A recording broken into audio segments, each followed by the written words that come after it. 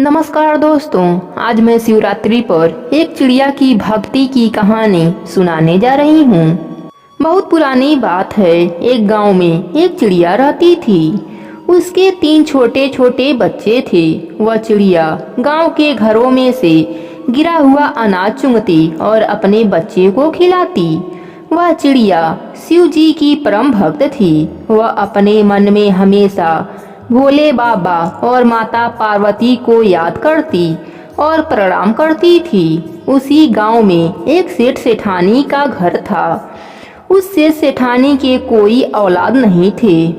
सेठानी इसी बात से परेशान होकर घर के पीछे बैठकर रोती रहती थी। चिड़िया उस सेठानी को देखती और भोले बाबा से सेठानी की गोद भरने के लिए प्रार्थना करती थी। सेठानी बड़े ही अच्छे विचारों वाली थी, पर सेठ भगवान में विश्वास नहीं रखता था। सेठ ना ही पूजा पाठ करता, ना ही भागवत कथा सुनता और ना ही ब्राह्मणों की सेवा करता था।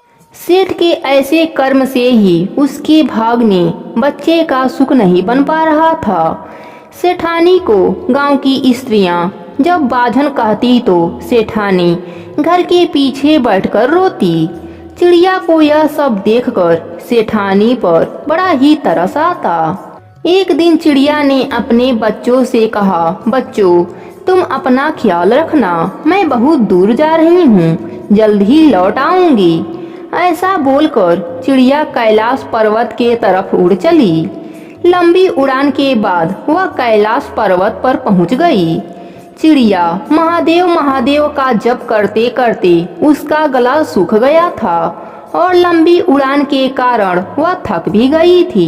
इसी कारण कैलाश पर्वत पर पहुंचते ही वह बेहोश हो गई। माता पार्वती ने चिड़िया को अपनी ऊर्जा से पहले जैसा कर दिया।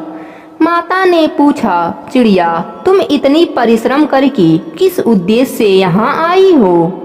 चिड़िया ने कहा, माता मेरे गांव में एक सेठ सेठानी रहते हैं। उनका कोई औलाद नहीं है। कृपा करके आप उन्हें पुत्र सुख दे दीजिए, क्योंकि बच्चे के लिए सेठानी बहुत ज्यादा रोती है। इस पर महादेव जी ने कहा, सेठ ना भागवत कथा सुनता है, ना कोई पुण्य कर्म करता है जिससे कि उसके भाग्य में पुत्र योग बन सके, इसलिए उसका कोई पुत्र नहीं हो सकता।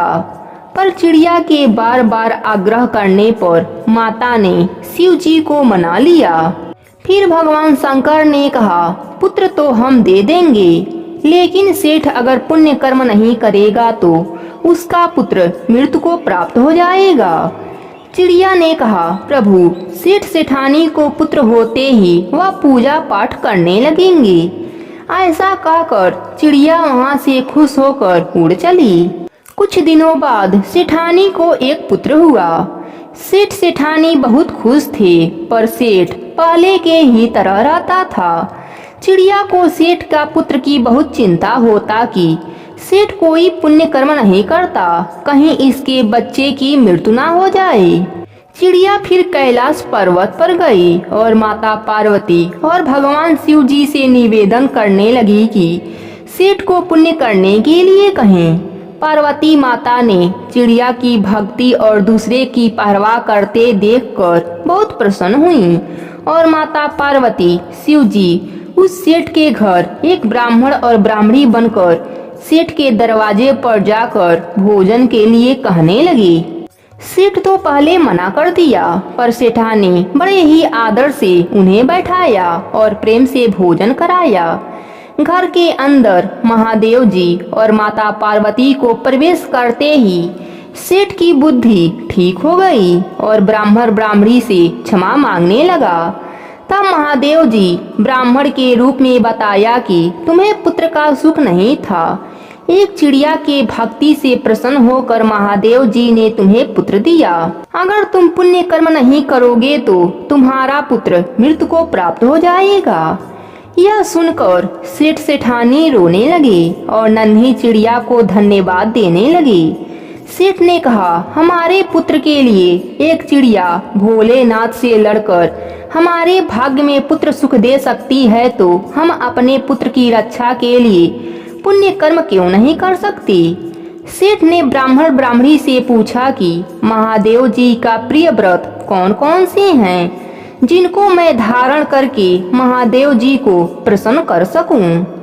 तब माता पार्वती ने बताया कि महादेव जी का सबसे प्रिय व्रत महाशिवरात्रि है। जो भी मनुष्य महाशिवरात्रि का व्रत करता है और शिव जी का विधि विधान से पूजन करता है उस पर महादेव जी की कृपा बरसती रहती है। सेठ सेठानी ने कहा, अब हम भी महाशिवरात्रि के साथ ही महाशिवरात्रि का व्रत भी करेंगे और विधि विधान से पूजन भी करेंगे। महादेव जी और माता पार्वती जी चले गए। अब सेठ सेठानी धर्म कर्म व्रत पूजा पाठ करने लगे, जिसके पुण्य से उनका पुत्र और धन बढ़ने लगा। चिड़िया भी उन सेठ सेठानी को देखकर बड़ा खुश रहती थी।